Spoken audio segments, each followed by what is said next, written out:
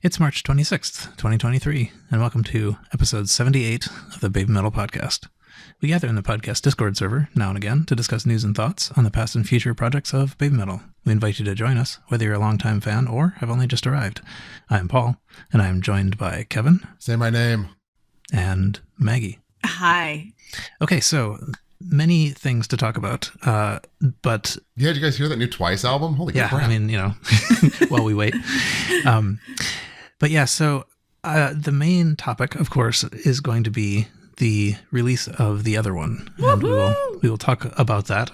I think, so I would like to kind of talk through the album itself a bit, but I think I'd like to postpone that. So maybe we'll make that the topic that we get to later. So if for some reason you have not listened to it yet, and you don't want to hear our thoughts on it, there should be a point where you can stop. We will, I think, though, nevertheless, talk about Mirror Mirror, because that everybody has access to that. Does that sound right? That sounds right. Like, I guess the technical album release we can talk about, like 2 days ago, I think, was release day. This was a Friday. So that was when streaming services got it, and, your pre-orders arrived and that kind of thing.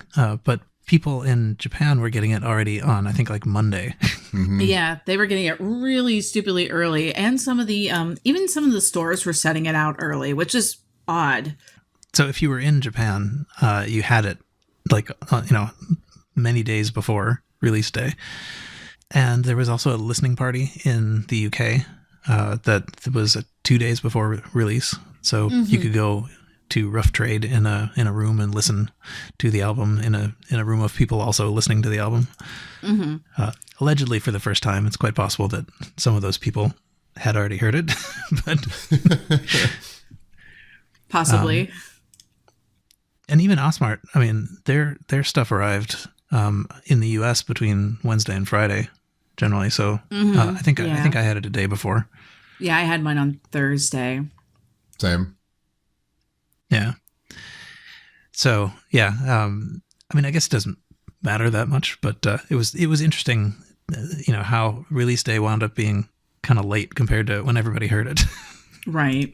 We were waiting for the fifth song, and, because we were promised by the map, that there would be, new song number 5 would come out somewhere in March, also, the same month as the other one album release.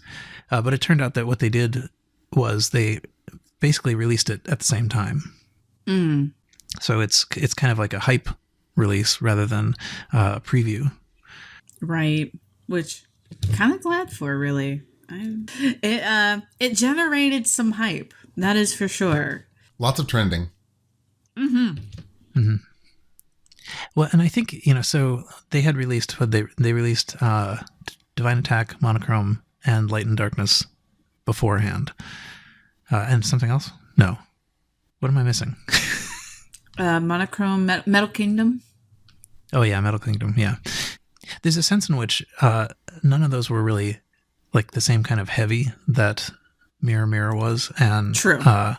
It kind of set a different sort of expectation that then they turned around with Mirror Mirror. And I think the pattern might have been that The Legend would have been the one that got released because it was, they played that at the show. Mm-hmm. But that would have been a terrible choice. Yeah, I think so as well. Yeah. And I really think this did what they wanted, which is like, it's a pretty heavy song, pretty, I don't know, it's half in Japanese, half in English. But, so what did you think of that? I mean, maybe we can start with that. Maybe talk about the official lyric video that they released. Well, the lyric video is actually really cool. It does show the girls for like a split second. And then all of it's like this, it's almost like a nature documentary. It's really cool. It's got like animals and trees and plants. And then it goes into this 3D generated world of statues and stuff. I know I'm not being very descriptive. I would say go see it if you haven't, because it's totally worth it. It's really cool. They have, the lyrics are inside of a mirror. They're at the very beginning. And then some of the text is a little odd. It's really hard to read at some points. Yeah, the font. You would think, being in tech, I would have known font, but it is what it is. Anyway, the font was really hard to read at some points in time. But elsewise, I mean, it was kind of cool, because then after a certain point, then like all that nature stuff kind of went to a better set of nature stuff. Like, for example, and the only example I can think of right off the top of my head right now is there was a set of eggs in a nest, little tiny little bird eggs. 3 of them. And then after the other point of the song, the eggs have hatched and there's little chicks that are just chirping out of the eggs. And it's just so cute. So, it's stuff along those lines. It's just really, really nice. I don't know. I enjoyed it. I enjoyed it a lot. Now, the song in and of itself, I really like it. It's really good. It's really flipped the lid on the expectation. We've all only heard like snippets and things, and even they did a really good job of like hiding the true nature of each of the songs through those snippets, because that was not what I was expecting out of that song at all. It's just so good. And I have compared it to, and Funny Toss had actually pointed it back out to me, and I remember being excited about it. But it reminds me a lot of the band Animals as Leaders, who are just do strictly like instrumental music. The song it really reminds me of the musicality that they would do, and also just a little bit of Lady Gaga in there too, just a little bit. And it's also just really heavy. It's good. It's just really, really good. And it's probably, if I had to choose, it is probably my favorite song out of the whole entire album. It really is. It's just, it's perfect baby metal, like mature baby metal. It's great. That's my 2 cents in it. Yeah, and we actually had a little bit of this. We'll probably talk about this more later, but in the PMC issue, there was a interview where they kind of went through each of these songs and some thoughts about them. And Moa said of this one that this one probably sounds the most like what you would have expected out of baby metal. Yes, I would agree. Yes, that this is very much more what we would come to think as a baby metal song. A couple of things, I guess, on the video. Props to whoever they've hired in the first place to do the VFX for their lyrics videos for these releases, because they're much more elevated than they have been in the past. And I've definitely commented on the show before and how I think I could walk into a VFX house in Japan and just step right in and be the best guy there, not knowing anything. No longer the case anymore. So happy to see that they're making use of technology in a fun way for their lyric videos. I would really have loved to have been a fly on the wall in the production meetings for this video. Because, from Maggie's comments, it kind of goes all over the place. Definitely the mirror theme is everywhere. Lots of mirrored imagery on either playing with like the horizontal split of the frame or the vertical split of the frame. And really interestingly, one thing tying it all together is that VFX like 2D bird that always seems to be flying into the vanishing point, which is really interesting. I'd like to know more about that and figure out the symbology behind that, because that feels very Somebody intentional. suggested maybe it was Koba's mustache. No, it's too thick. It's too thick and too full for that. True. Accurate. But it's cool, it flies off into a nebula, into a galaxy, and it's flying past all this other symbology that we probably don't quite understand yet because we don't have the full picture. So it would have been really fun to hear how they're pitching what they want to the production company tasked with putting this together. Because I bet there were a lot of really interesting questions and a lot of very confused artists while they were going through this. But it's cool. As far as the song goes, is it what I expect out of baby metal? Well, what I expect out of baby metal is to not expect anything, I suppose. So I don't know how I feel about that, if that makes sense. Expect the unexpected is what I expect. Yeah, although I think there is something kind of like a recipe, that there's a lot of alternating heavy and light, and the vocals are always sort of clear. The metalness is all in the instrumental. True. Yeah, absolutely. In the lyric video, it's the basic scenes mirror the segments of the song. So when we're looking at all the nature stuff, that's all in the sort of heavy stuff, and then we switch entirely into this computer generated stuff when it's lighter. The video alternates the same way the song does. And then when they get to this like super heavy breakdown, it's all industry and fire and stuff. Yes. And it was funny. So with they released a couple of shorts ahead of this, the little 10-second things or whatever. And they released 2 of them with like totally separate parts of the song, so that it really sounded like they didn't belong together at all. So they did, I guess, preview that as well in a way. But on the font stuff, particularly, there's a couple of lines from Macbeth in there. And those are super hard to read. Yeah, double, that was toil just and not... trouble, fire burn and cauldron bubble. Yeah.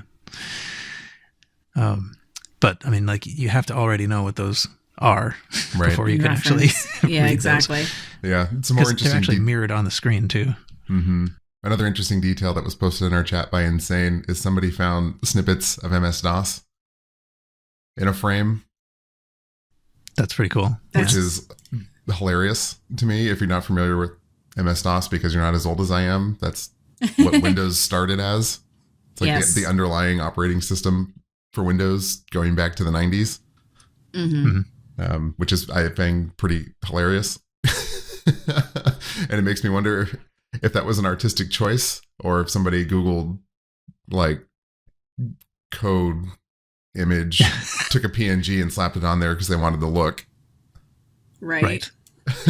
Yeah, I was wondering exactly that. I mean, like, did Koba say, what we need here is MS-DOS because we know whatever the Computer History Museum released it recently or whatever. Exactly. There's a kind of similar thing in the movie The Terminator, where like you're looking through, the view from the viewpoint, and there's some code scrolling by, and it turns out, like people have identified what it was, and it's just it's some code from the 6502 code from the Apple II published in a magazine somewhere, so it was presumably somebody basically looking for something that looked code-y. Right. Who knows? One thing I want to mention is the fairy tale of Snow White, open domain. That's a pretty big theme of the lyrics. That seems clearly inspired by Mirror, Mirror on the Wall. Who's right? Right. Is that that must be, surely that's open domain, right? They can get away with that? Or is it derivative enough? Either that or it's just so like common that it's unprotectable. Well, that being aside, I didn't draw that in my brain knowing the title of the song before hearing it. So that was an interesting choice. I guess absurding my expectations going into listening to it for the first time. Well, so that's one thing that you then got by not really participating in the digital gallery, because we did kind of late in the game get a snippet that had those words in it. Like, you could tell that it was Mirror, Mirror on the Wall, Sure. Okay. Yeah. Oh, okay. Fair enough. Actually, the other thing too is that the alternation in that, between the sort of heavy and light stuff is also alternation between Japanese and English in the other order. But like, so the heavy stuff is all in English and the sort of lighter stuff is all in Japanese. Right. That is something I noticed too. I will see, and this is a theme throughout the whole album. Maybe we can talk on a little bit more later. But compared to Metal Galaxy and obviously the first 2 albums, their use of English lyrics makes much more sense and sounds much more natural this time around. Yes. Yeah. That is an accurate statement.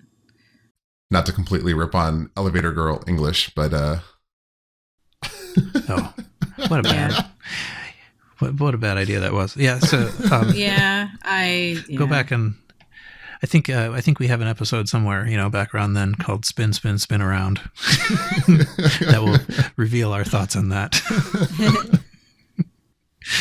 But, and, I guess people who were waiting for the album, and didn't get it from Osmart and were waiting for the streams or whatever, if you weren't in Japan, you got this early, you got a little a little bit of a lead on the album by seeing this. But exactly. I think this also kind of revives the image in terms of like people reacting to videos and that kind of things. You know, that this is what they were there for. They weren't necessarily there for light and darkness. Right. Maybe the other sort of big thing to talk about, and I don't know if this fits in here, but another thing that just happened was that WOWOW played the January show, Baby Metal Returns. So we actually got to see that. We in at least some reading. Did anyone else watch that among us? I've watched snippets. I've not seen the whole entire thing. No, I think I'm just going to wait for the actual release. I see. Okay. So I did watch it. You know, we had some pieces of it in Light and Darkness and Metal Kingdom, but of course with the studio audio. And the WOWOW did actually show, like, you know, all the stuff that we heard about, you know, with the thrones rolling out from behind the doors and all that stuff. It was much extended. But the other thing that I think was nice about that was that even during the Metal Kingdom song itself, which is, I think it was slightly longer. I mean, like there were pauses that aren't in the studio. So they did compress it a little bit to make it fit the studio audio. But there's also, the editing is different. I mean, like you get to see different stuff. That may be because Metal Kingdom came out so early, so they had longer to edit. I like what we're going to get in the Blu-ray and the WOWOW edits better.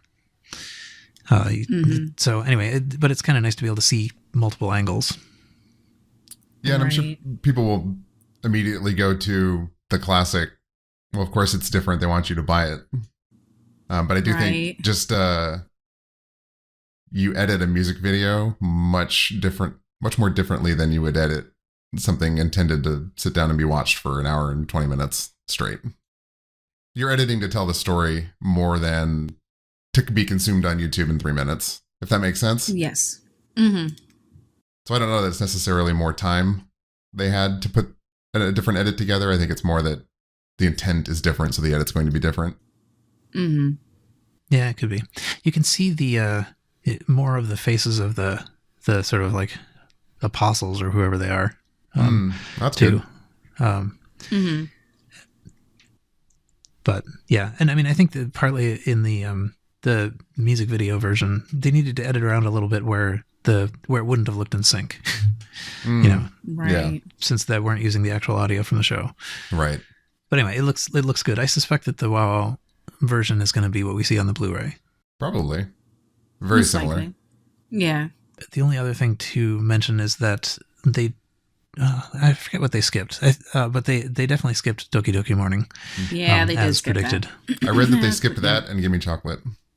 Yeah. Okay. That the chat immediately agrees with you. I almost said that, and then I realized I wasn't totally sure. But yeah. So Give Me Chocolate was missed, and Doki Doki Morning. So there's still a reason to get the Blu-ray. That makes sense. Yeah, they're going to paywall Doki Doki Morning, and I would imagine that Give Me Chocolate was skipped because there's up to 10 million recordings of it. So if they need to edit for time for TV, that's definitely the song I would cut. Exactly. Right. Yeah, I think, and they're also kind of at a point where you don't need that. Exactly. You know, it's not that that's the one thing people were waiting to hear. Exactly. I mean, I think maybe we said this before, but the impact of Doki Doki Morning is it's kind of more directed at people who are invested enough to get the DVD or the Blu-ray or whatever. It's not Absolutely. The general audience of WOWOW might not care about that. Right, exactly. Or they may not even know. Like, and now, although I'm not as familiar with how WOWOW functions at this point in time anymore, but like it's on demand, but it's like MTV. Okay. It's a channel. All right. It's a digital channel in Japan. Well, I know that it's a channel, but like, is it one of those things where you had to pay to watch it? It's basically just like, it's sort of like a little mini network. There are maybe 3 or 4 different WOWOW channels. One of them is WOWOW Prime. This is WOWOW Prime. You know, you subscribe to that, but actually, I think you subscribe to all of them at once. But so you could just like turn on the TV and watch it, or you could request something that was in the past on demand. Fair enough. Basically the point in what I was trying to get at was more like anybody could watch this and be like, people who are not used to baby metal be like, oh, well, what's the, I've always heard about these people and they're always advertised everywhere. Let's watch this, basically getting to the point of like, if anything, if it's edited, then, it's edited for the general audience, not for specifically baby metal fans. Right. Yeah. It's edited to be put on TV. Yeah. I do remember from looking at sort of comparisons between, I think it was Big Fox Festival on WOWOW and on the Blu-ray, that WOWOW tended to, if there was a difference in the editing, it was WOWOW would show the audience like freaking out and looking excited and stuff like that. Whereas the Blu-ray would show what's going on the stage and not show the audience as much, which, that also sort of fits in with this. Like the people who got the Blu-ray want to see the band. Right. The people who are just watching it, kind of want to get in on the hype with everybody else that's there. Right. My guess is in this case, it's going to be completely made redundant with once the Blu-ray's out. I mean, like, I think the Blu-ray will be a superset completely of what WOWOW broadcast. So it's not like that weird situation with Big Fox Festival where a couple of songs only exist on the WOWOW. Mm-hmm. Maybe that's enough. Is that enough? I think that's enough. Turn to talk to the album itself. Yes. So I think there's basically a couple of things to talk about. One is just the content, and then one is like all the additions and things like that. We start off with Metal Kingdom. The concept is Throne. Lyrics are Kitsune of Metal God, and this is Tatsuo Metal is responsible for this. So there's a few sort of familiar names along here. Tatsuo Metal did Onodari Dasakusan, Song 4, Metataro, Tales of the Destiny and the One, Omajanai, and then on the other one, Metal Kingdom, Time Wave, and Light and Darkness. Mm-hmm. So one of the long-serving participants here. Yes, very much so. Yeah, we've talked about this one a lot, I think. Yeah, we did. I think just to summarize, it grew on all of us. Yes. I wasn't sold on it until I saw it happen. I think that's probably going to be a theme right now that you've seen the WOWOW. It makes more sense to you. I mean, heck, your note here says it's grown on you a lot. No longer sounds too long and it's telling a story. Yeah. I think it's a great opener too. I agree. When I first encountered it, there's a chunk in the middle where they kind of cycle through the march part twice when it sort of felt like they only needed one. But I've entirely changed my mind on that. It would sound wrong if it were half as long, because it's really sort of like taking you on this march, and it needs that length. That's part of the story and part of the song. Yes. Next up was Divine Attack. The concept was cavalry. This was Meg Metal is the music and arrangement, and Haya Metal. Meg Metal we know from Metal Galaxy, who did basically everything on Metal Galaxy. And I think maybe there's a couple other things. Oh, Syncopation was the only other thing that Meg Metal was doing. But and I don't know who Haya Metal is. So, So this one we also had. This was the first one we had, right? And, I remember, Kevin, you thought that the transition between Metal Kingdom and Divine Attack was rough. Do you still think that? Yes and no. I don't know. I'm kind of conflicted on that. I think it's a rough transition for a different reason, having listened to the whole album in context now. I think on whole, the album is paced very well. I don't think the pacing from the end of Metal Kingdom to the beginning of Divine Attack works very well. Only because and this is a theme throughout the whole album, it starts with a really heavy opening 4 or 5 bars and then immediately pulls back. Whereas the end of Metal Kingdom is kind of in that pulled back state all the way to the end. Right. And I still don't think it flows very well, but I think it flows differently, or not very well for a different reason than I did before. Okay. That is valid. There's a pretty long pause after Metal Kingdom. It's a very long pause. The song has grown on me, though, I will say. Divine Attack has grown on me. Yes. Yeah, with this one, I like it, but I think this is probably the one I like the least of the 10. And I'm not quite sure why exactly. I think it's just it feels a little simple or something. Yeah, I can see where you're coming from with that. 11 seconds, that pause, by the way. I just timed it. Really? Oh, geez. Yeah. Yes, Sue wrote the words, though. So, I mean, you're not allowed to not like it. It's interesting. You brought up earlier how Mirror Mirror was quoted as being what we might expect from them at this point. This, to me, fits that mold more than Mirror Mirror does. What, Divine Attack? Yeah. Okay, fair enough. Mm-hmm. There are a couple of songs in here that really kind of don't. Yes. True. Yes, very much and this so. is not one of them. Yeah.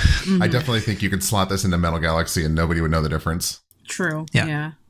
You know, in that sort of like track by track interview, Sue talked a little bit about writing the words, and there's a couple of things, and I think we'll probably talk about these interviews later. But just since we're talking through the tracks, she did say that there were, it was a challenge to kind of make it fit with the music and get the vowels to line up properly and things. But she did say that even given those constraints, there were a couple of words that she insisted on using. Even when something else might fit better, which I thought was pretty cool. The idea is sort of like, come along with us as we, lead the way and bring everyone with us as we move forward is the theme, she said. But she was very conscious about leaving the decision to come along with the listener. So there's no need to agree with everything Baby Metal does. You can like the song or dislike the song, but if fans continue to follow us from now on, she wants it to be an active decision of free will on their part. And that was sort of an interesting concept, I thought. Fairly deep. Very. The sense of maturity that we've seen even between, when 10 Baby Metal years happened and now, you can definitely tell they've grown. So that's something we'll probably discuss more when we're talking about because obviously all those magazines came out and we've had translations and things. And I know that's something that we've been talking about going over at some time, but I figured that'd probably be a better conversation for when that happens. Mirror Mirror is the next one. We already talked a bit about that, but just on the technical aspects, this is lyrics are by The Other Metal, whoever that is, a new name, and Ryu Metal. Ryu Metal is responsible for 3 things on this album: Mirror Mirror, Metalism, and The Legend.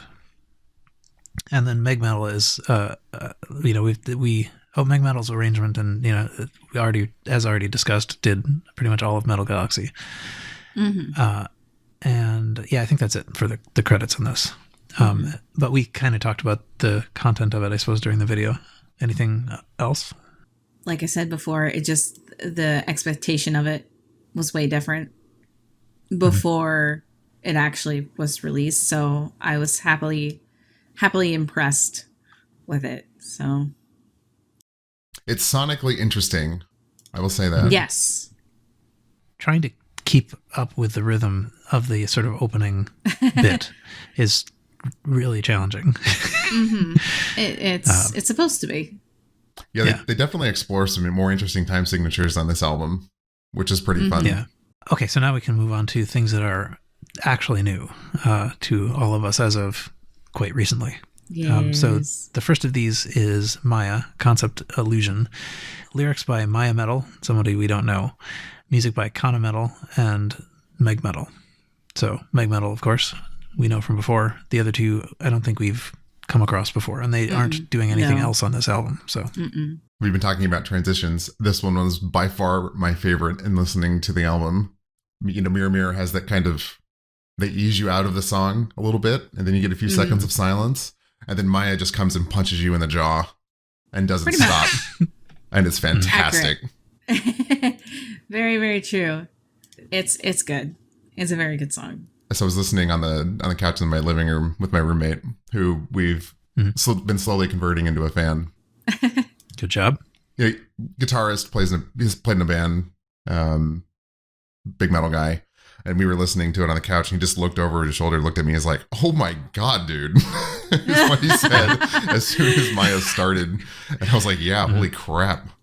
Yeah, no, it went heavy right at the beginning, and that was glorious. It was good. Well, and I really like the way it alternates. It alternates fast, so it's very heavy, and then there's just a little bit of lightness, and then it's right back in, Mm-hmm. So it's not quite like Mirror Mirror where you have long extended heavy and light parts. Mm-hmm. Yeah, what I love about this opening is it's like this super heavy drop tune, fast. It's actually a really interesting guitar part. But something he pointed out to me right away is like he did not expect to hear this from them because he's listened to most of their stuff at this point just through me and osmosis and the wall, right? He's like, wow, I did not expect this from them. Like if you told me this was Baby Metal, I would not have believed you. Mm-hmm. Which I think is so. I have some other snippets from listening through this album with him that I think are really fun and kind of insightful and perhaps a bit explains the intent behind this being a concept album and them exploring different things, which I'll continue to bring up as we talk about them. I'm curious to hear that, honestly. Yeah. Yeah. It's a little bit like a live reaction. Yeah, it was really cool listening through it with him. Mm-hmm. Because we definitely rewound a couple of points. They did a thing that I don't think I've heard them do before, where they have Sue talking in a sort of affected way that sounds a little bit like it's over the phone, like with a really narrow frequency spread, and in English, which is also sort of interesting. But it's an interesting effect, and I feel like I've heard that plenty in other people's work, but I think this is the first time they've done anything like that. I think I agree. This is the first track of many that feel really inspired by other popular touring groups right now. Yes. That aren't directly involved in, like Metal Galaxy was the collaboration album, right? Right. This is the like inspired by album almost to me. Yeah. I agree. I also really like the bit sort of, I don't know where it is. I guess it's sort of near the end where they just for a moment decide they're gonna cut out. So there's the sort of heaviness disappears for half a measure and comes back in. So if you were sort of falling asleep, that will wake you up again. Exactly. Yeah, that was an interesting choice, and it does. I think it sort of enhances the heaviness in a way because it gives you just a brief break from it before crushing you again, right? Yes. Yeah. Also referencing my introduction at the beginning of the episode in this song. I want to quote Sue Metal here because we do have that interview that we'll talk about more in depth at a later date. But she mentions how much she likes the interplay between Moa's voice and hers. The Say My Names back into the chorus. Yes. And how that plays together. I know there were a lot of people worried about her not having much to do anymore on this album. But I think she's kind of all over it for the first time in a while since maybe Black Baby Metal, where it was literally her and one other person, or Yui, right? Right. So I was very pleasantly surprised to hear her higher in the mix and a little less processed than usual. Yeah, there's a number of references here to Sue liking Mo Metal's parts. Yes. Things like that. So yeah.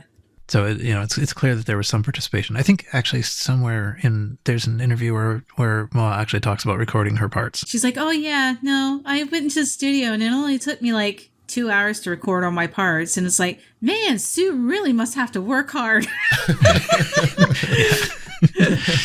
But I thought that was kind of neat. Like, this is a little cheeky too. Yeah. The next one is Time Wave. This was the concept here was transition.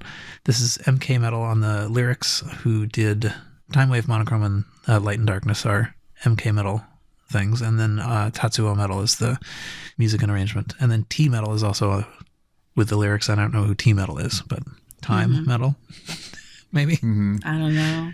This one's pretty different. Yeah, for me, I'll just say up front, this is the weakest one on the album for me. Kind of by a lot. And not because it's different, it's just not really for me, I don't think.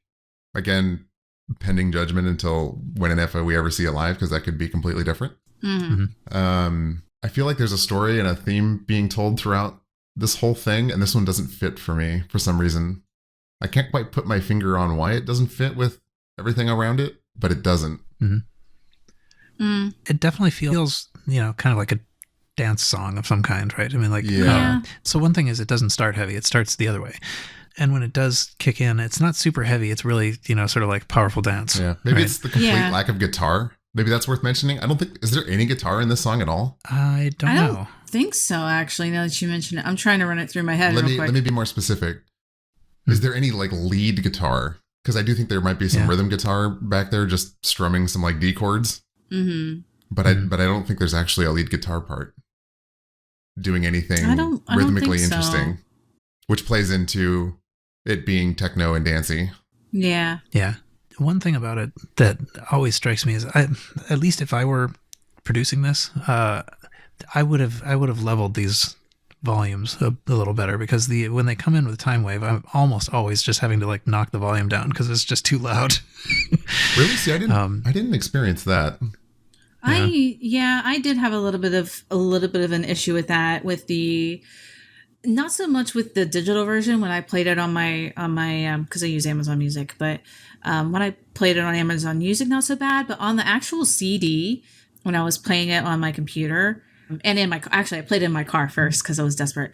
Yeah, I had some audio issues throughout where I had to like turn it down a little bit and then turn it up a little bit just to kind of get the same volume. I don't know if this is the same situation you're talking about, Paul, but that was something I noticed, that I had to adjust my volumes a decent bit between songs sometimes. Interesting. It was noticeable. I didn't have to do that at all. I said it and forgot it. Yeah.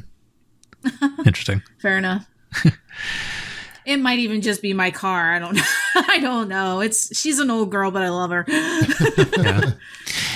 Yeah, I think it probably is partly just because it's relatively quiet all the way up until like the lyrics come in. Or the chorus does. I think the louds are probably leveled correctly. It's just there's a lot of whispering and subtext in this song, where the other songs just kind of go and don't stop. Yeah. I don't. So despite all of this, I do like it. I mean, like I still kind of put it over Divine Attack.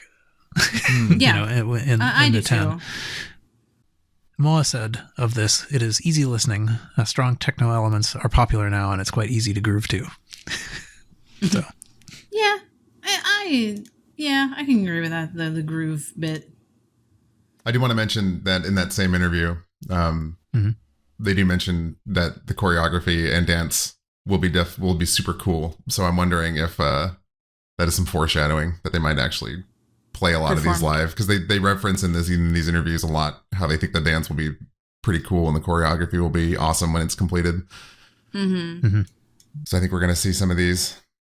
We talked, I think, last time about Metal Kingdom. We haven't seen the Metal Kingdom one yet. But they also mentioned this with respect to Metalism, which we'll talk about later. Which suggests that this is going to be live, at some point, possibly in days from now. Yes. True. That's next week. But so then I guess the next one is believing. This concept is inverted mirror reflection. Wait, you didn't say that right. Inverted mirror reflection. Oh yes, I see. Yeah. Yes, that's right. We did get to hear movie trailer guy reading all of the various concepts. Yes, but that is true. Yes, so this is lyrics by BABYMETAL. We don't know BABYMETAL, and music and arrangement by WOWOW, who has done Believing and Monochrome on this album, but is also responsible for BABYMETAL Death, Magitsune, Uki Midnight, Rondo, Karate, Yava, GJ, Sisanger, Up Down Left Right, BBAB, Night Night Burn, In the Night Of, and Kagero. So WOWOW has a lot of history here. And somewhere, maybe it wasn't here, but Mo was saying, that she's a big fan and believes that he must be a genuine fan of metal, characterized by ridiculous time signatures. maybe I will say one thing about this before we do start, is that when Sue was talking about this, she said this was both written and recorded about 5 years ago. So if you listen to it carefully, you can still hear a more childish voice, and it's a collaboration between their past and present selves, which I think is pretty cool. Mm-hmm. This was a good one. I thoroughly enjoyed Believing. Although initially, until I looked at the lyrics board, I didn't realize that the digitized version of like the beginning of the song, the whole entire song is in English. Mm-hmm. But the very beginning of like the initial lyrics are all very digitized to the point of it's kind of hard to hear what they're saying. Mm-hmm. That was probably really my only complaint about the song. Elsewise, it's just really good. Mm-hmm. As far as like technicalities and all this other stuff, but it's very catchy. I find it to be very catchy. It is. Mm-hmm. It is definitely very good. I guess I would kind of lean that more into a baby metal type song, or at least in my opinion. But it's very good. I enjoy it. This one feels a formula spot for me. It feels like it was designed to be popular at a festival in front of a generic crowd. Oh, really? Could be. To me. Yeah. Well, I don't know. It feels very similar to what a lot of other groups are doing right now. Mm-hmm. That's just kind of where my thought ends on this one. Like, I like it. It's not my favorite on the album. It's cool, but it feels safe. Mm-hmm. And maybe a little bit. I wonder if the sort of the highly, I don't know, digitalized voices. I wonder if those are the old ones. The 5 years ago voices. That could well be. I would like some more insight on that. I would like to know if Sue re-recorded. Well, yeah, they said it's a collaboration between their past and present selves, but I want to know more around that. Yeah, exactly. Yeah, was the lead vocal recorded 5 years ago? Was it re-recorded recently?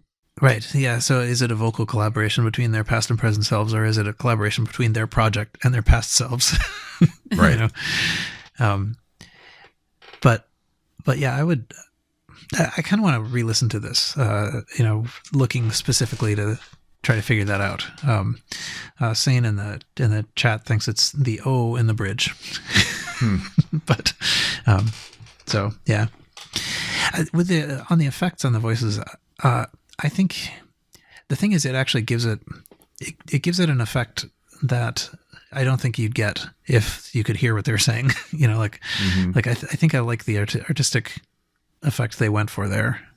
I mean, yeah, no, it does sound cool. Like in general, it sounds really neat and it fits with the song. I think it's just I couldn't understand what they were saying.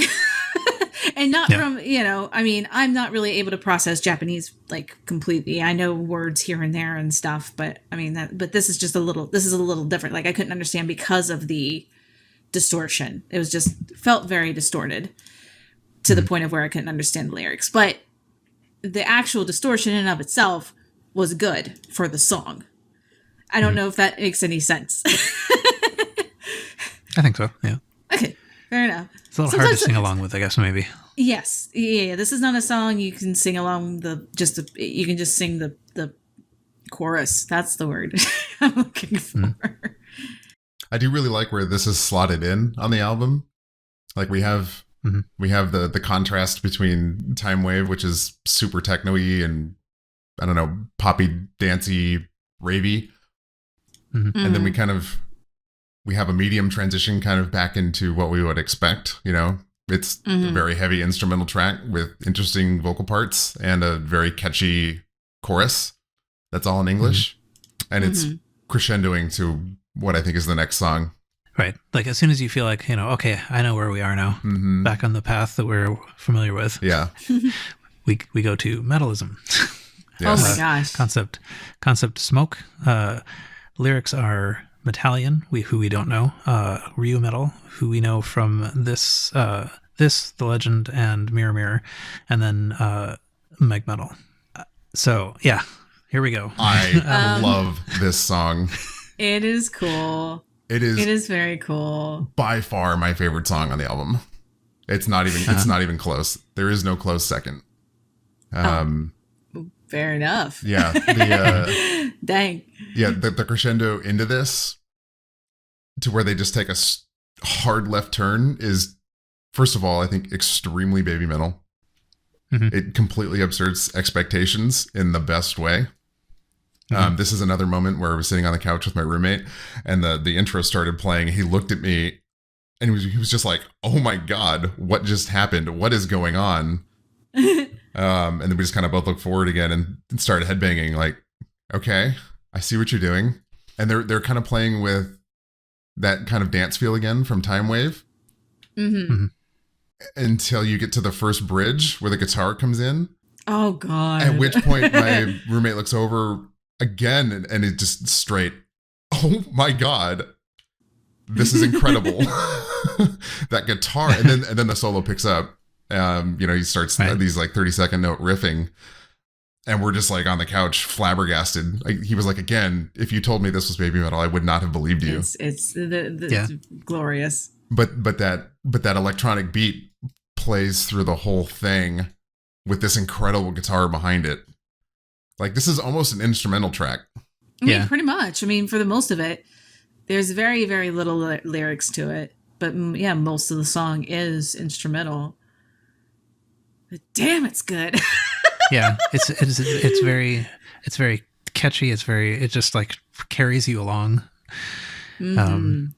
And I mean, so the song's called Metalism. The lyrics say in the part where that comes in, it just says Metalism. The ridiculousness of changing it to Metalism. Mm-hmm. It's great. Yeah. Sue says of this, this is the most chaotic song, playing the role of what the heck is this on the album. So chaotic in the way of it definitely is 100% not their normal MO. It's not by any means, but it's also extremely very baby metal with the as Kevin said earlier, with just that guitar in the middle of it, just randomly placed in there. But it's so good. Yeah, I really hope they play this live. Oh God! Well, Moa says she's looking forward to seeing the response, so I think they will. Yeah, but and in fact, you probably are going to see it soon. It's been a really long time since a baby metal song has gotten me like so energized that I just want to like punch the air and run. Yeah. Nice. And that's how I feel every single time I listen to this song. Like I immediately put it on my running playlist because it's perfect for it. True. Yeah. I mean, one possible ding against it is that it feels kind of short. Really? Which is crazy so? because it's still like 3.5 minutes. Yeah, I was gonna say, that's a really long one. Yeah, but I just sort of feel like I'm not quite ready for it to be done when it ends. Fair enough. But they do a nice, I don't know what it is, maybe like a couple beat pause, kind of in the middle. Yeah. Which is just excellent. They just sort of like stop and then start again, and it's all very effective. Mm-hmm. Xbook asked, could we see them extending it in the lives? Maybe. Maybe. Yeah. Actually, maybe. Sort of like get the audience to all just zoom along. Yeah. Yeah, like, oh man, as soon as I heard this song, I was sitting on the couch. I was just like, oh my God, fists in the air, punching things.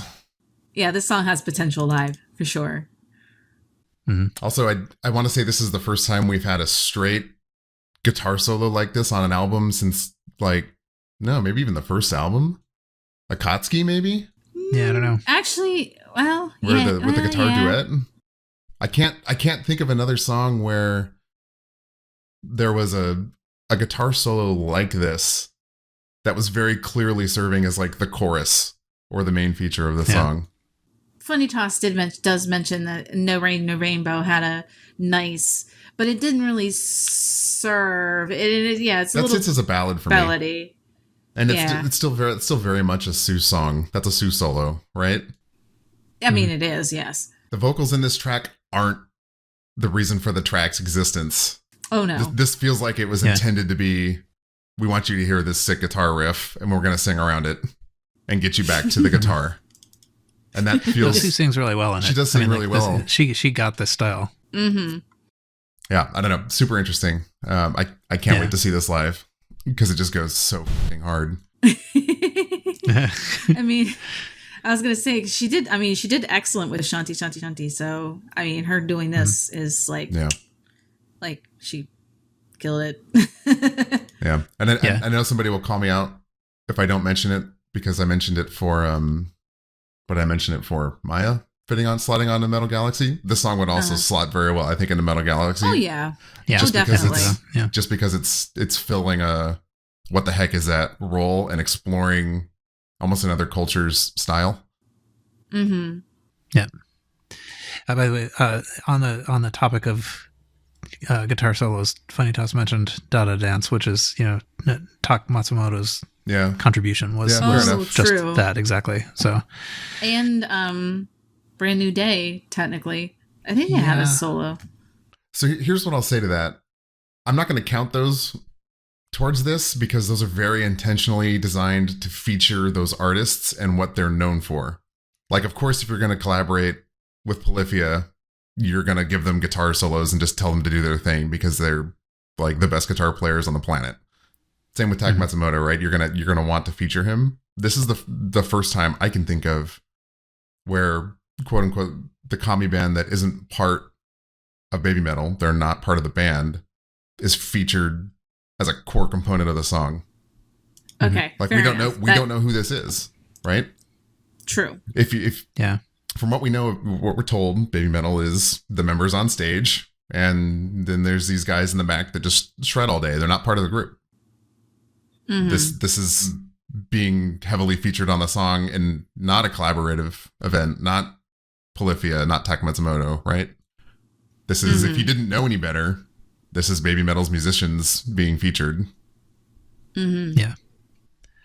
And like 90% of anyone who does a reaction video does not understand that at all. Exactly.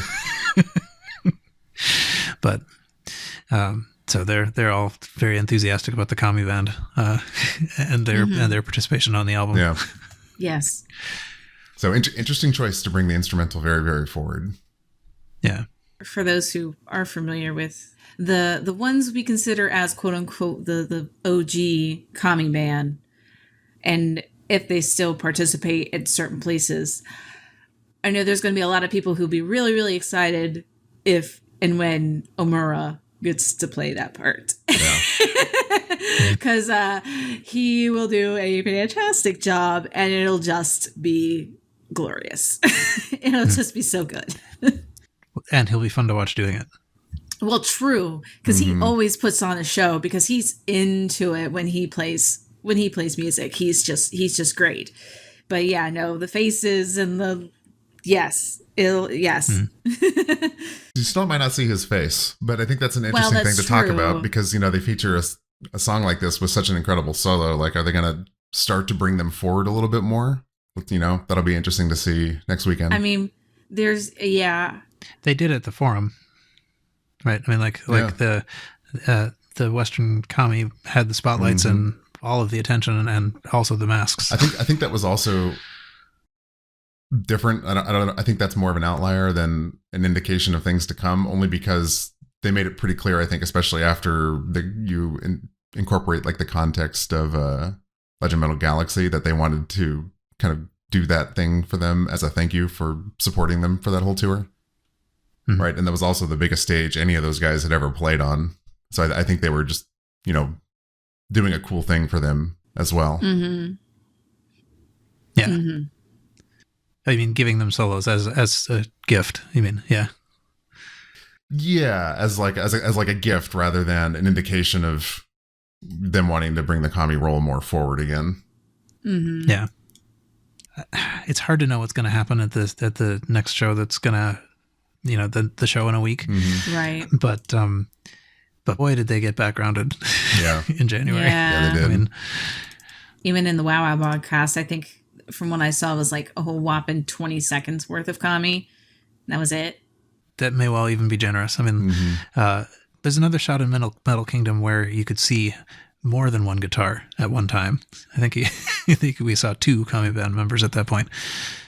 So I'm not sure what to expect out of the next one. If this is going to be a transition into something else, if it's going to be the end of doing that, but it's still going to be doing that, or if it's going to be still doing that, and we can expect that for the future. Yeah, I mean, if it's going to change, this is what they're going to do it, right? Because this is the hard reset. Mm-hmm. This is the pivot, as they've said.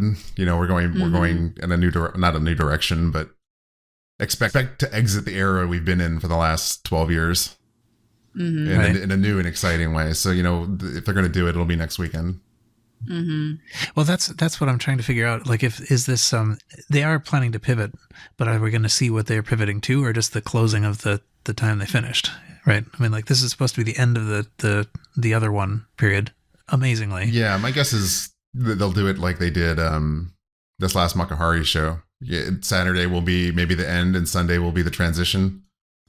Could be. Yeah, I think that's what I've been getting from all the talks and stuff. I think they have to, right? Because it's Black Night and Clear Night.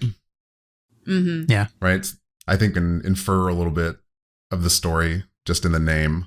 Mm-hmm. For sure. And what black and clear represent, and they've used that motif before. And and they want to set it up because literally the week after these shows close, they're on the road for the rest of the year. Promoting this new direction. Yeah. Right. And they don't want to sort of like debut that new direction, opening for Sabaton somewhere. Exactly. Yeah, true. Yeah, I buy it. They have seen how people react to that. Kansas City. Yeah, although I mean, I still think nobody acted in any way that wasn't fully predictable. Yeah. Fair enough. So, like, they don't have to keep their hand on the pulse of the fan base to know this. They can kind of predict what was going to happen and react to the prediction. But, fair enough. But yeah, I think that does make a lot of sense. That I just can't imagine that a big thing like that would be on the first support show. I still don't know quite what this is supposed to mean, that the other one is over now, or soon. We're going back to the one. They've said it. Koba said it. The girls have said it. That this concept album serves as a transition. It's bridging the gap between the Metal Resistance era and the new thing happening next weekend. The Metalverse. The thing that just feels a little dissonant to me is just the idea that this tour must be in promotion of this album, right? Oh yeah, of course they want to sell it. For as much as we lean into the story and the theatrics of Baby Metal, they're still a product. They still want to sell it. Mm-hmm. So they have to find that balance and kind of ride the line between playing with their narrative and selling records. So of course they're going to go on tour and sell it. Right. And so we'll still hear these, like the new songs, absolutely, presumably on that tour. Oh yeah. All right. So where are we now? I think we just finished Metalism. We did. Right? Yes. So the next thing is Monochrome, another one that we've had for a long time. Mm-hmm. Lyrics by MK Metal, music arrangement by UP Metal. MK Metal, already discussed, Time Wave, Monochrome, Light and Darkness, UP Metal, many, many things, including Believing. Actually, there's only 2 songs on this album that are UP Metal, and it's Believing and Monochrome. Oh, okay. Which surprised me. For some reason, I think of UP Metal as being a little bit more central to the team, but not this album. It's only 20%. Yeah. So I love where this sits on the album. We've talked about. I've talked about pacing a lot. I'm going to be a broken record here. Mm-hmm. It's in the perfect spot on the album. We started at Time Wave, we crescendoed through Believing, and then got our faces ripped off by Metalism, and then Monochrome pulls us back and lets us take a big breath. It's in the perfect spot on the album. It's a very well constructed song. It's still kind of the top of my list for this set of 10 songs. It is a generally very good song. This pulls me in so many different directions because of the first take recording of it. Mm-hmm. Did we talk about that, or did that happen since we recorded last? Yeah, I think we may not have. So let's talk about that for a second. Okay. So there's this I don't know who's associated with Sony, maybe the Sony first Music. take. Yeah. Well, actually, do you want to describe it? Maybe you know it better. Okay, sure. So the first take is Sony Music sponsored. YouTube channel, where their whole thing is they bring in popular artists that have big songs. They throw them in front of a white psych with a microphone, and the whole thing is they show up, they sing it in one take, and that's what you get. And they remove a lot of the processing. It's a very vocal forward. They want you to hear the artist sing and perform. They have done instrumentalists that just come on and do their thing, but they strip away like the MacBook Pro, the backing tracks and that kind of thing, and just let the artist be an artist for however long their song is. So BABYMETAL came on, and which is I think a really huge departure for them, and made them probably feel pretty vulnerable, if I had to guess, because it's so different. Like Sue just literally walks up to a mic and there's no processing, there's nothing, right? She's there, she sings. There's no backing track, there's no guitar solos, it's just a acapella version of Monochrome. Mo is there too. I don't want to forget her. She sings her backing part live in the same style. I think they actually give her a couple extra lines too. I mean, like I think it's not clear to me if she's singing the you don't have to say it stuff on the album, but she does. She's definitely singing it on the first take version. Yeah. Well, yes. Right. Yeah. So yeah, that's what First Take is. If you haven't listened to it, you absolutely should. I think it's the better version of the song. And maybe that's just me being biased and loving hear a talented musician just come up and sing without a bunch of stuff behind them coming through. But spectacular. Really brings the song up to me. And it's very sweet. It's the kind of thing that if they did 10 years ago, it would have silenced any critics saying that this was just a product and they're not talented. You know what I mean? Because it really lets them show that Sue Metal can sing. Yes. It's not fake. Capable. No. Nope. Yeah, so they call this the piano version, and it's accompanied by sort of light piano, and then later on strings and things like that, which I assume that may have been recorded, since we don't see anything of any instruments being played. But but part of the premise of this whole thing is that it's kind of anxiety producing, because it's that you get one shot at it. The first take is what they do. So it's not even just like an unplugged version or something like that. It's also showing that you can do it in one shot. Right.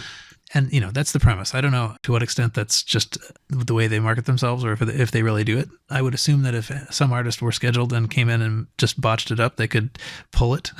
Yeah, I'm sure there's a little bit of give and take there. The idea is you suspend disbelief and they just walk out, bang out their song, and walk away. But I'm just, like you said, I'm sure if they have a colossal mistake, they get a second try. Yeah. It's actually a very big channel, though. I mean, it's huge. I think they got a lot of attention this way. The channel has 7.5 million subscribers like that. And BABYMETAL is by far not the biggest artist to participate. Like, they're not even close. Not even top 10, probably. Of artists who have participated in this channel and what they do. So great opportunity for them, like you said. I think the channel does sort of focus on Japanese artists, although it's not exclusively Japanese artists, but it is. It's like 90, I think it is like Sony Japan. Yeah, it's like 90%. Yeah. They also, another feature of this video is that they have 3 backing vocalists with their backs to you, but facing a mic, doing some of the WOWOWing, which is interesting. But they don't reveal who they are. You can't see them. I think it's reasonable to think that they are actually doing it, just because kind of the ground rules of the channel, and also you can kind of see one of them directing them, kind of keeping them in sync. So, which I wondered about that, and then I thought, well, that actually might make sense if they can't see the vocalists because their backs are turned, right? So they kind of need someone to keep them up going with what else is happening in the room. But just to plug the channel a little bit, if you're interested in the Japanese music scene, it's definitely worth a subscribe, because they get a lot of really good artists that come through there, and I've actually discovered some other groups and become fans just from following this channel. Okay. Because they get everybody. Yeah, this was my first encounter with it. I know some people were. It's not uncommon for an artist to do two, that would get published some time apart. Mm-hmm. I think it's possible that it's been so long now since the first one that there isn't likely to be a second one. But it's also possible that the Team Baby Metal said wait until after the first. Yeah, it could be. So we'll see if another one shows up. But this one was definitely an interesting experiment. It turned out great. Mm-hmm. Many people like the piano version better than the album version. Yeah, Mm-hmm. which seems to be. Which is not to say that the album version is bad. I still enjoy the album version, but this is just so different. I think it's the difference. Like it absurds, just like we've gotten piano versions or like unfinished versions of Baby Metal songs in the past. Mm-hmm. I like, those versions are fantastic as well. And I think I like those for the same reason, because we just don't get them a lot. Yeah. Mm-hmm. Very rare. And this one's very easy to go find. I don't have to dig through my archive to get an unfinished version of something else. True. Right. Yeah, I think I haven't listened to the piano version that much. I mean, I've listened to it a few times. I think it's probably still not going to wind up in my regular rotation. But I'm glad it exists, and it's interesting. It does sort of add weight to the song. It's the lyrics are sort of meaningful in a way, right? Mm-hmm. And this highlights that. So I really wish I had a master copy of, or a non-YouTube, a higher bitrate copy of the piano version. Yeah. It was kind of funny to see, there's a certain amount of choreography that Sue just seems to be unable to help doing. Mm-hmm. And Ma was there looking very focused. Yeah. So, but anyway, it was very pleasing, and it's good that we were reminded to talk about it, because I think it did happen just after we recorded last time. So Yeah, I think so. okay, we could maybe return to the album. The next thing on the album is Light and Darkness, which we had a little early in it was whatever it was, new song number 4. Right. And so this was lyrics, MK Metal and Take Metal, music Take Metal, arrangement Tatsuo Metal. So I don't think we've heard Take Metal before on this album, but Take Metal is also responsible for Distortion and Shine. So Oh, nice. in the interview, Sue said that this was pleasant to listen to and has many words that we've never used before. Moa suggests like corruption and ruin. So, but anyway, yeah. Was there stuff you wanted to say about this? Not really. Yeah, I don't think so. This one just kind of exists for me. Like, we transition out of Monochrome into Light and Darkness, and I'm like, okay, my head's kind of moving again. Mm-hmm. And that's kind of just it. It just kind of feels there. It exists. This was, I think, the topic of the previous episode, right? Yeah, it was. So, we've already talked about this one. Yeah, it was. Because I was raving about it. Yeah, I don't think listening to it in place on the album does anything new or different for me. Yeah, definitely. For me, listening to it more, not so much just in the context of the album, but just itself more, helped a lot. I definitely like it a lot more than I did. I was definitely very suspicious of this initially. Let's see. Sue, when she was talking about this one, talks about it kind of going on with no place to rest. That it's constant. So she said it's hard to tell where to loosen up. It takes a lot of effort to portray a desperate person who's constantly seeking something, and there's no place to relax. I didn't feel like I got that sense listening to it, but it's interesting to hear her take on it. I guess it's not very heavy as a song. No. So I think of it that what I had written it down as is something like powerful dance style. I don't know how to name things, but that's sort of what it is. Heavy dance, something like that. Essentially. But I don't skip it. So I don't either. Okay, so then I guess we can move to the last one, which is The Legend. Concept is Coffin. This is, again, we have the return of Kitsune of Metal God writing the lyrics, and it's Ryo Metal and Meg Metal. So I think we've covered what those people did already. So yeah, I guess this is one where, Kevin, you heard it kind of in its live debut. Mm-hmm. And I heard a little bit of, sort of like bad audio from that ahead of time, and definitely was not feeling it very much from that. Mm-hmm. It's slow and light almost throughout. It gets briefly a little bit heavier in spurts, and it is, I think it's fair to say, it is the first and only Baby Metal song with a saxophone solo. Yes. Yes. That's another. It's good. Sitting on the couch with my roommate, we were listening to this, and the song comes up, and he doesn't even look at me. He just throws his arms up and screams at my TV. Is that a saxophone? What is going on? That's awesome. Yeah. That's great. And to be fair, I had the exact same reaction. Uh-huh. Well, so I've seen, people who were there talking about it, surprising them when they got to the album version because they didn't even notice it when it was live. Yeah, Xbox asked if text was present in the live, and I have no idea. If it was, I didn't hear it.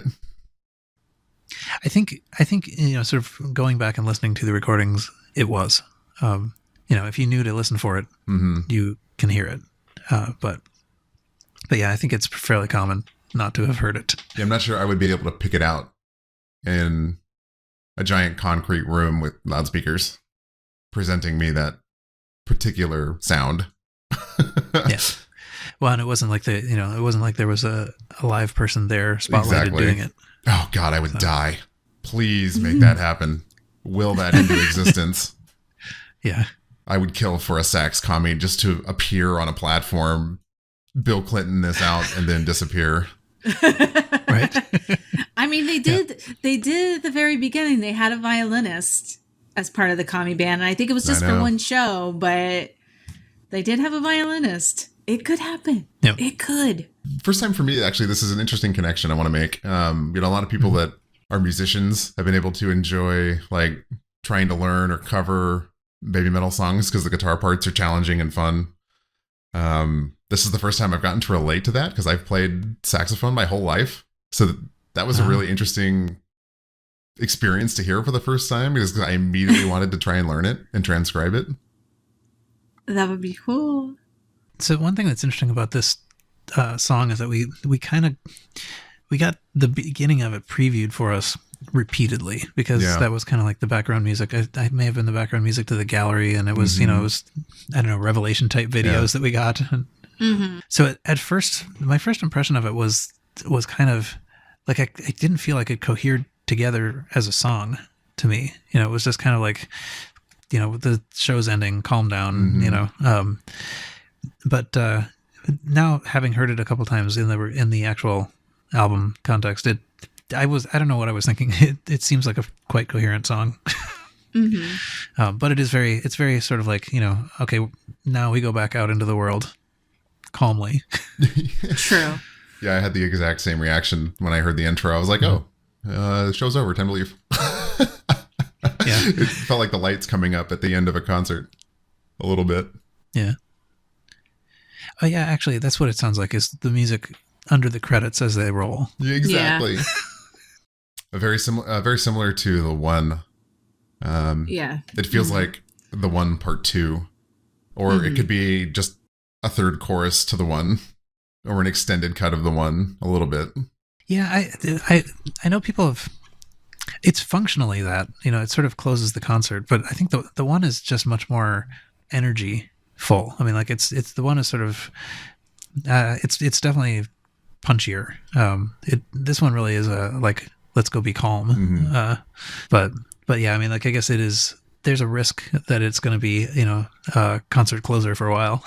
Oh yeah, absolutely. Most likely. But to be fair, I don't mind it too much. It's I think it does well on its own. Like I know that there was talk, I think, on the last recording that you don't really want this song to be just randomly popping up in the middle of your playlist. I think it could. I don't know. I feel like it can hold itself up on its own. I can't really explain why, but I do have that feeling that it can. So I don't know. I definitely do more than I did. Like Okay. Before that was kind of what I was thinking, is that this really has its designated spot, and it sort of does, but yeah, it's a more coherent song than I gave it credit for. Mm-hmm.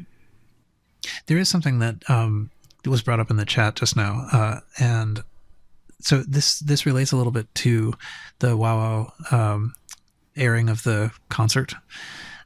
So we saw the legend there, and there's a point in that, in the song where they're sort of like making hand signs that you would have expected to be fox signs, but either they forgot how to do it or they're just doing it wrong. So I mean, I don't know what to make of that. They're making I don't know where the picture is, but it's basically, it's a little bit like it's sort of extending the thumb and the pinky. So it's not quite, it's still not quite the horns, it's using different fingers. It's a little bit like the, surfer hang loose sign in a way, except that it's more vertical. One might say it's a little bit like the ASL sign for Y. But so who knows? Are they gonna lose the fox sign? Surely not. Is that part of what's going on with the legend? I don't think so. Surely not. No, I don't agree with that one bit. Still, so why did they do it? I guess is the question. Like, why did they use this weird sign? All will be revealed in a week. Well, that's true too. I mean, I come from typical American pop and rock and all that, jazz, and I've only been slowly recently introduced into J-pop and all this stuff with baby metal, being a fan of that. So probably within the last 5 to 7 years. And it's something I have noticed with a lot of J-pops and idols and all that, is that they tend to use extend out their pinky. That's usually almost like a pinky promise. That's why a lot of that movement is incorporated in a lot of their dance movements. Am I wrong in this? Am I interpreting this wrong? I've definitely seen a lot of pinkies in idol choreography. Yeah. I've personally never attributed it to a pinky promise. Maybe? Okay. I'm not sure. Fair enough. So they're heading toward being idol? Is that what we're trying to say? No. They're starting to act more like idols do? No, that's not where I was going with this. But it was just odd. It was odd for me to see this because I don't know. I guess that's because what I correlate to is that's the whole pinky promise thing. I don't know, but that it doesn't really fit into the theme of the song either. So I don't know. It was I don't think so. It just was, it was just really odd for me to see that. I mean, it's odd for everybody, obviously, if we're talking about it, but that's just what I correlate that whole entire extension of the pinky out to. And so I don't know what to think about it, to be fair. I'm just trying to think out loud. Yeah. And it just doesn't seem to be working because I don't know why they would do that. It's so unlike them, which is the whole entire point of this conversation. Right. I guess if it's related to other groups using a similar kind of sign, then the only thing I could think of is that they weren't instructed. And so, the stuff that they've been consuming in their own lives has affected what they do. I find that very unlikely. Yeah, I find that unlikely too, because I don't know. From what I've been hearing of or reading and their interviews and stuff like that, they've been kind of doing a little bit more rock. Right. But so what that means is that if it's not sort of unscripted accident, then it is scripted on purpose, right? True. And they're doing this. They've purposely decided to pick a new sign for the song or for the feature or for something, right? Mm-hmm. I don't see the fox sign going away. I mean, I don't either. I mean, that's just ingrained at this point. It probably means something, but I don't think it means replacement. Mm-hmm. Well, maybe, it could be that the alternate universe that corresponds to the legend is, one where that was the sign. It could be something as sort of simple as that. But okay, I think we made it. Yes. We've now talked about all 10 songs. I don't know if we want to talk at all about sort of like the thing overall as a coherent entity or not. For those who've played the Baby Metal podcast game and have been following along with us since at least the beginning of the year / December or whenever the first release was done, have probably noticed that there was some times where I talked smack about some of the songs, and now I will say 100% that I take all of that back. I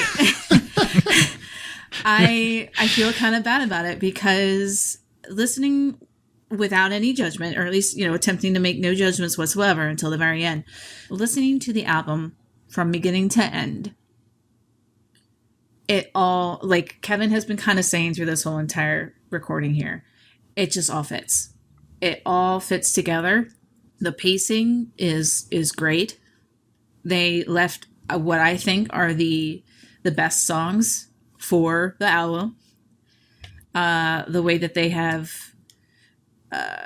advertised it did not spoil it, I don't think. Yeah. And that left some excitement to be had when listening to it. And I have kind of like a newfound respect for, a couple of the songs that I said that, I wasn't as impressed with. One of them was Metal Kingdom. And I love it. I would definitely put this as, if I had to put a ranking in the albums list of what they've released so far, is definitely number 2.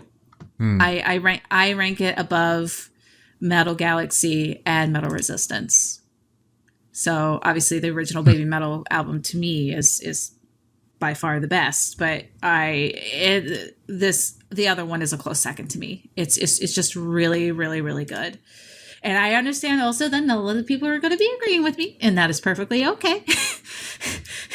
Everyone's allowed to have opinions, but I think it's just really, really good. It is really good. I've had it on repeat, and I haven't done that since I've had the original Baby Metal album. I played Metal Resistance kind of on and off, but this I've already listened to it 10, 15 different times. I even had it playing last night because I had to go somewhere with my my fiance, and so I was like, we have enough time. We literally have the amount that this album is from when we have to leave to where we're going. We're listening to the album. It's like, okay. So, and of course I asked his opinion. He's like, that's pretty good. I enjoyed it. Yes. But yeah, no, it's really good. It is really good. I do recommend listening to it. Also, the opinion may change on how you feel about certain songs at certain times. And I know that that's something that Sue had said in some of the articles. So just keep an open mind about it. But, it's good. I think this is one of their better ones. And it's a good start to a new era if we're getting one. So it's an interesting departure, and I've seen a lot of people complain that it's not them because they've dropped a lot of the cute, right? Mm-hmm. From where they've started. And while I agree with that, I do think that it's a little disingenuous to expect them to continue with what they started when they were 12 years old. True. Yeah. Well into their 20s. I think that's unsatisfying artistically. If I were them, I would want to keep doing the same thing for 15, 20 years, especially when that thing is based on where I was in my life as a 12-year-old. Mm-hmm. Right. So, I think it's not fair to expect that for the rest of their life. I do think that that's important history, and I don't think that they're going to retire Gimme Chocolate. They're going to retire stuff from the first and second album. But they're going to keep continuing to explore things in a way that really only they do. And they're still doing that here. Some other people I've seen describe this album as kind of generic and safe and inspired, or maybe even a direct copy of some other metal groups and what other groups are doing that's popular right now. To which I would say I can hear that. I agree with some of that. Mm-hmm. But that's I also do something too. they haven't done before. So to criticize it for being not unique, I don't think is fair, because it is something they haven't done before. It's still exploring things they haven't done, and they're still putting a twist on it. Just maybe not in that overly kawaii way that a lot of people are firmly holding on to. Mm-hmm. And then, and there have been like interviews and stuff in the past, even more Metal Galaxy era, where they've said, you know, we're growing up, you know, we're here, for, you know, people have, you know, we've been called the kawaii metal, you know, what do we do as adults? I don't know. I really don't know how to explain it, but there is a way to be, in a sense, be cute, but still be an adult. And I feel like they are actually still doing that. Like, it's still very, you know, very them, very cutesy, but in a very adult way. Yeah, so I still don't think that's the point. Like, a lot of people hold on to the cuteness, but The I more think immature that's cuteness, I guess. So here's my thing on that. That's not even what the group's charter was. It was cute because they were adorable little kids. True. The point of the group was always new metal. Baby had nothing to do with their age. It was a new genre of music in its infancy. The juxtaposition of J-pop and metal. True. It just so happened that they were, you know, cute kids Adorable. doing it. Yes. Right? So to hold on to that and still hold them to that while they're, you know, almost in their mid-20s, you know, I don't think is fair, and I think is something that, you know, we as the fans have kind of put Forgotten, on them maybe. ourselves. That's something we're imposing, but was never really the true vision of the group, as they've said many, many times. True. No, you're right on that.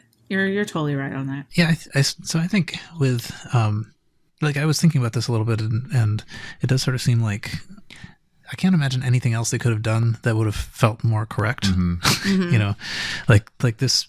So they really did have this issue where they're not little kids anymore. You know, and so there is sort of that question. But I think there really was an element of being a little kid in the beginning of this, which Absolutely. is because I really do think that it's, even though it is kind of, you know, trying to make a new genre of metal or whatever, I think the hook on that was essentially seeing the sort of landscape of metal, but not quite grasping it, and not being through the lens held of a back by child. Yeah, exactly. So they see the big staging, but what they care about is that they have to get up in the morning, right?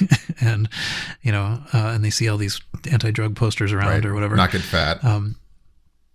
Yeah. So I mean, so it's taking a sort of like innocent, naive viewpoint on things, and sort of like, you know, just giving it your all anyway.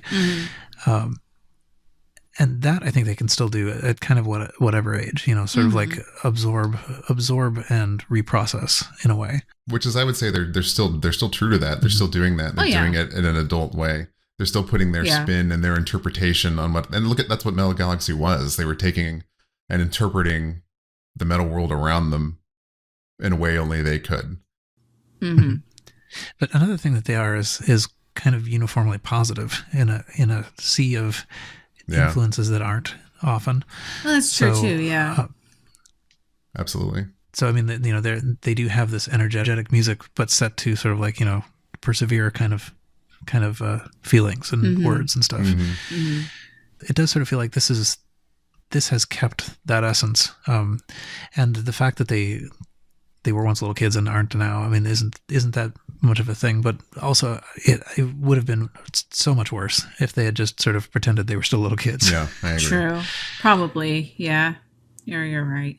Just go back just a second to what it was about being the kids and the semi-naively, but definitely positively taking in, you know, what's around them. You know, I sort of think that is it's a kind of innocence, maybe, I suppose, that counts as the cute in a sense, and that I think they can continue with. And did, I think, even if there's some you know, I don't know, self-reflection, serious stuff in the other one, they still they still fuse it in with, Metalism Yeah. and stuff. Yeah. So Maybe that's what I was trying to get at with the whole, adult cute themes, that sense of innocence, maybe. it's not entirely ignorance, Mm-hmm. right? No. But it's sort of like refusing to be affected badly, Right.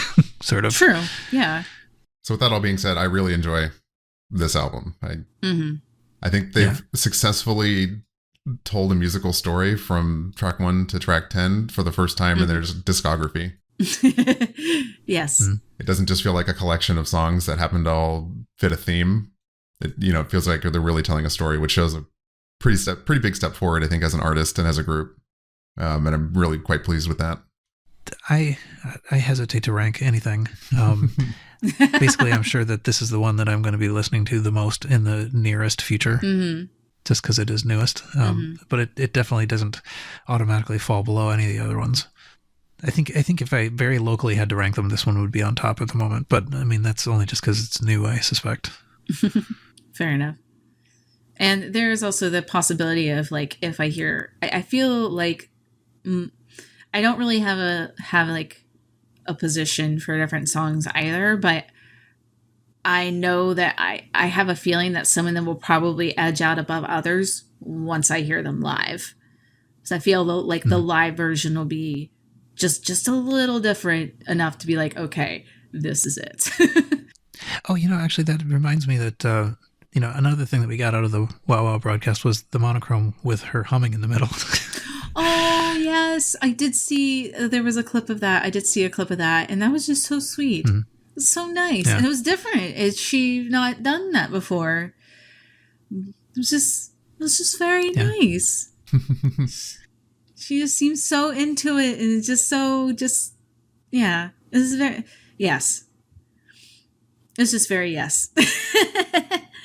Ultimately, yes, it was yes. Yes, it was yes. I think it was, I forget now, I forget which one it was that I thought this of. It might have been Light and Darkness that I felt was, when they played it live, on the WOWOW thing, it felt a little bit simplified from what I remember hearing on the studio, and I don't know what that means exactly either. But particularly the drums is what I was thinking of. That it was sort of, I don't know, less hard than the studio had, but like less difficult is what I meant. So I wonder if that was a rest time for Hideki, or that was him playing the drums, right? Mm-hmm. Do you want to talk at all about the additions? I mean, maybe that won't take very long because we talked about them in advance. Yeah, we did. When they could be ordered. Yeah, I think we've covered that. Yeah. So we saw the puzzle. Mm-hmm. Yeah, that was probably the only like major thing was the addition with the puzzle, which I did get. It was already put together. Yeah. I was so disappointed. But I mean, it's cool looking. It is really neat. It has its like own little like frame you can like re-put it back into. But yeah, it did come already put together, so you have to punch it out and stuff. And it came with a it didn't come with a hard sleeve. It came with like a slip sleeve that's vinyl sized, and then the actual CD came on a holder that was vinyl size with the 10 different slips of pictures from the 10 worlds or whatever. And then it had a lyrics book that was separate, which was really nice. It was also vinyl sized. Yeah, this is all paperback, but even the vinyl, it's actually a slipcover. It's not your typical vinyl, like it's like a slight thickness to it. This is just essentially paper. Other than that, I think the pictures that did come with the clear box are some of the ones that are included with the black box. So that was kind of a bummer. Yeah, I think they were smaller and sort of the cardstock is better or something. But there's also additional cardstock that have individually the songs and the lyrics on them, which was neat, I thought. Which would make it really cool, like wall hanging if you like put them in frames and stuff and put them on the wall. I think that'd be kind of cool as a collage. That's the word I was looking for. I think that'd be kind of neat. Although those were the two sets that I had. Otherwise, I think there was an edition where it was like, I think it was first press edition, I'm pretty sure, had all clear sleeves. And like even the cover was clear through. And it was just like the outline of the one logo was on the front slip. And so you could see through the entire case. Was kind of cool. I don't know which edition that was, though. And then the black edition, you could barely read, kind of like the Metallica one, which is really cool. And there was the Amuse bonuses, which was the little 8x12 cardboard picture, which is them on the throne, which is really cool. And then the other bonus, depending on what you got, was the, which is the first time that I've gotten one, and I'm really excited about this, was one of those folder files. It had the one on one side, and it just had the word, the one or the other one on the other side. So it was really cool. I was really excited because I finally have one after all these years. It's interesting because I sort of feel like I am swimming in these, like, and now I have 4 of them, But no, I'm super excited about having one of those. And then, of course, the other ones are just, your typical CD in a jewel case and, the booklet and stuff. And I did only see like one of the US UK editions where they had the 10 versions of it. And, it's the same pictures and stuff. And it's really nice. So, yeah, I mean, that's the thing. So that's also how we the clear box, the one edition, was kind of the indicator of what the 5th song was going to be before they actually announced it, because it is on the Blu-ray, the lyric video's on there. So that was kind of the other indicator. And of course the Japanese fans got theirs before, Monday. And then I think the actual announcement happened like Tuesday.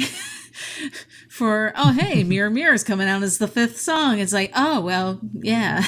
That's pretty much the quick rundown of the qualities and stuff of them. Not too shabby.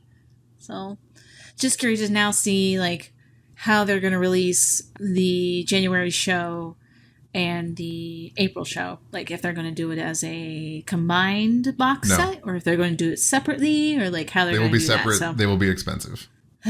Not that I have to worry about it. I don't have to worry about it because I didn't go to either show, so I'm not going to be buying them. That's how I have to. That's how I have to think about things at this point. As much as I would like to see the April show, I have to be patient, and it is what it is. But yeah, I think I would. I think my guess on that goes the other way. I think they actually, because they're thinking of this as sort of like 2 parts of one story. I think they're going to put them together. I think the expensive part is probably correct. But that's always correct. To sell you something twice. Yeah, but I still think. I mean, I understand that. They could also make individual versions of this for. But see what they did with the 5 Fox Festival, though. They put Big Fox Festival in with the other 5 shows from the summer, which was also a bummer in my case. But I thankfully, by the nice contribution of a fellow fan, I have finally acquired that after all these years. But yeah, they did. I mean, they did it with that. So I don't know. That was actually also the lamest of the one versions That's that true. I've ever seen. I agree.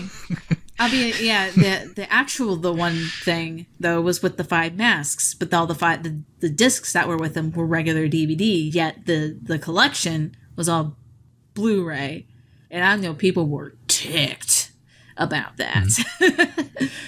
Yeah. So Legend of Metal Galaxy made it all in one rather than individually packaged, and the trilogy was several together. So yeah, it's hit or miss. Not without precedent. Yeah, true. But it's going to be hit or miss on how they will do it. But I am curious to see what they would do. I really liked having the Blu-ray, at least for now, for the at least Metal Kingdom and Light and Darkness, which is the quality on the Blu-ray is significantly better, of course, than what you get on YouTube. So, I mean, like, I'm not even sure if I'm usually able to see this, but it's visibly better. Mm-hmm. It's may well not matter once we actually get the concert Blu-rays, but And yes, yeah, so on this clear one that had the lyric sheets in it, so that sort of each individual song was on a translucent lyric sheet. So like you can kind of see through them, but they're all individual little squares. So you can sort of spread them out and see what they are. They have, what it's basically like every page of a booklet, but not bound and printed on translucent plastic. So it's really kind of a neat effect. The black one, I don't think I opened the black one, did I? Yeah, I did, because they have the lyric book. So they have a fairly nice lyric book that contains basically just one page per song and the lyrics on there and the credits. So it's fairly well credited. What else? Oh, the shirts arrived too. Mm-hmm. So the information on the one itself. Now I have a box that says the one. The people who thought it was a box. Did you get the gold version?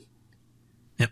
Oh, okay. I didn't realize that. See, and I thought like when you ordered the not boxed version, they were also supposed to come in March, but I guess that's not the case. So I don't get mine until sometime mid next month. So not that I'm like rushed to have it, but I misunderstood. So I was like waiting around like, I need to pay my shipping to Tenso. I'm kind of glad I didn't have to wait. I have time now at this point. But anyway, so the special box was indeed the box the shirt came in, as people were suggesting. It's not some extra box of some kind. It just says Baby Metal the One. The symbol is, just half of the other one. It's just a big O instead of two big O's. And it says "Welcome to the Metalverse" on the side. So the Metalverse is not going away. The Metalverse is part of the one in the future. And it, who knows? Maybe it is the name of the fourth album. Metalverse, that would be cool. That actually would be cool. I would be down for that. Yeah, the shirt on the back also says that. Welcome to the Metalverse. Oh, I know, but so, like what you suggested about it being another album, it would go along with the theme of metal. Well, I guess it wasn't initially a theme. Well, be metal, and then Metal Resistance, and then Metal Galaxy. So it would be Metalverse. Yeah. It sort of adds even more credibility to the idea that we have a third and a half album, here off on the side that's not part of the metal canon. I think we had photos of the clear vinyl. The clear vinyl also showed up. It's not much remarkable about that except it's clear vinyl. There's a record store day thing, which I think we talked about last time, where there's sort of like independent record stores get a sort of special version. From what I understand, though, I don't know why they acknowledge that as being a record store day thing, but I'm supposed to be getting mine like next week. Right, and I have mine already. Oh yeah, you have yours already. So yeah, I don't know why they said it was record store day, because it's like that's like April or June or something like that. It's farther in the distance, so I don't know. It's so what it is. I have not fully understood this, but I think my guess is that it is basically independent record store exclusive. It is. So you still have to buy it from an independent record store, but it's not, and it's moreover it's listed on the recordstoreday.com site. I mean, like it's part of that push, but I think it isn't one of the things that is only available on Record Store Day. It's not. No, they. I had someone check the list for me, and they were like, "Yeah, this isn't on there." And then someone turned around and was like, "Oh yeah, no, this is supposed to be coming next week. Our shipment got delayed." So. Yeah, so I mean, like, I thought I was getting it super early. I maybe got it a little early, but basically, it seems like if you can find someone that you can order it from online, I think you can't get it from like Amazon or whatever. It has to be some independent store, but some will take orders and ship. I don't have myself presently any of the like individual 10 US UK store ones, so I can't report on those. But I expect they'll be. Next time I'll be able to. Did either of you get those? No. Which one? Each individual track had a specific cover version on the US UK store. No. I didn't. I don't order get from any that of place. those. Yeah, that's the only place it was available, though. Don't want to wait 8 months for something that comes out next week. Let's see. What else? Anything else? I don't know. That may be approximately it for the Lots of ways to buy it. for the stuff that came with these things. Lots of ways to buy the thing. Lots of ways to buy the thing. An entire periodic table of vinyl editions. I don't That's think I true. added that to the show notes. Did I? No, I added that. But yeah. And then But yeah, I mean, I think so. What I have clear and white now, and I think at some point I'm going to have the split one, white and black. There's a bronze, there's a gold, there's a silver. there's the half and half. Yeah, there's 100 different ways to buy this thing on vinyl. Yeah, there's a red one somewhere. The Metal Galaxy glow in the dark one was pretty cool. Yeah. I don't know if that may have been forum exclusive. It was. was, and I'm so disappointed because I got it for a friend of mine, but then I didn't get one for myself, and I regret it entirely. Okay. Well, maybe, just maybe, we have said all we need to say on this particular Sunday. I think so. Which was a lot, actually. Yeah. I mean, I guess we haven't really addressed what we expect for Fox Day, but my expectations haven't changed. It's not worth it. Yeah, it's not really worth it at this point, other than they did announce the merch for the show, which looks sick. I don't usually use that very openly, but they just look sick. It's also very reminiscent of like old Baby Metal merch, in my opinion. The black and the reds is just so cool looking, and of course it's done by a lot of the artists that we're very familiar with doing their merch. So the shirts, you mean? Yeah, the shirts for sure. But the really cool thing that they do have available is they have a coffin tin of chocolates. I mean, it's expensive. It's like 2,800 yen, but it's still they finally have gotten around to it and have a canister of chocolate that they're selling as a merch. It's great. And I think the chocolate says the other one on it. Yes, it does. So yeah, they'll be selling that there. So if you haven't seen it, I know that around Twitter there are extremely high definition versions, individual ones, because they're doing merch a little differently this time, because the venue where they're at doesn't have as much room like on the outside of the building as like, Makahari and stuff. So they have to do it ticketed, which is a little different. So for people to actually see ahead of time what they're getting, what they would like to have, they actually posted high-res versions of each of the individual items, which is something a little different. So if you are used to Twitter or whatever, they are running around there. If you want to take a close look at the fronts and the backs of all the merchandise and the t-shirts, I do recommend it because, like I said, they are sick. And Fox Day, literally in the next 1, 2, 3, 4, 5, 6 days. So... Yeah. Hype, y'all. It is soon. Announcements and new things and announcements. Hell yeah.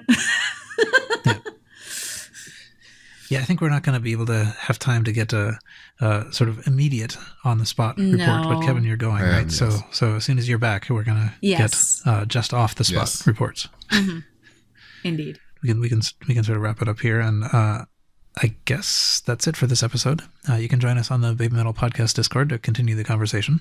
Rating the podcast on whatever platform you listen on will help people find it, so please do that. We'll be back here very soon, and we hope you'll join us then. And until then, see you. See you.